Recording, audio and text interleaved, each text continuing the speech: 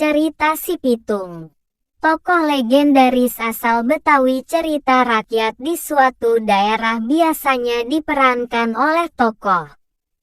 Tokoh-tokoh tersebut pada umumnya menjadi salah satu karakteristik dari daerah tersebut. DKI Jakarta sebagai salah satu daerah di Indonesia tentunya memiliki cerita rakyat.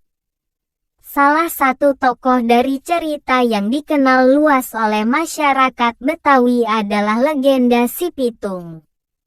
Pitung merupakan cerita rakyat yang hingga kini dipercaya bukan hanya sekadar cerita saja, tetapi cerita ini berangkat dari kisah nyata. Seperti apa cerita Si Pitung ini? Pitung adalah tokoh utama dalam legenda Si Pitung. Pitung digambarkan sebagai seorang bandit pada zaman abad ke-19 di Batavia, sekarang Jakarta. Zaman dahulu di Rawabelong, Jakarta Barat, tinggallah seorang anak bernama Pitung. Sejak kecil ia disekolahkan di pesantren milik Haji Naipin. Suatu hari ketika Pitung pulang dari pasar, ada segerombolan preman yang merogoh uang Pitung dari sakunya secara paksa. Pitung lantas mengeluarkan jurus bela diri yang didapatnya dari Haji Naipin. Para preman akhirnya menyerah dan mengembalikan uang Pitung. Pimpinan preman mengagumi kehebatan Pitung. Ia mengajak Pitung bergabung untuk mencopet uang di pasar.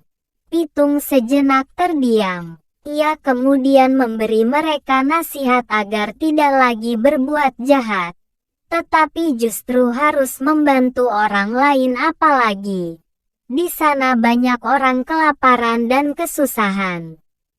Mereka bingung bagaimana cara melakukan kegiatan kemanusiaan, sedangkan mereka sendiri hidup berkekurangan. Pitung mendapatkan ide. Ia dan gerombolan preman itu merampok orang-orang kaya yang jahat.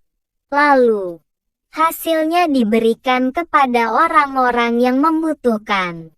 Mereka kemudian melancarkan aksi tersebut. Ketika melihat sepak terjang Pitung, koloni lantas mencoba menangkap Pitung. Namun, Pitung berhasil melarikan diri. Kompeni sempat menembaknya.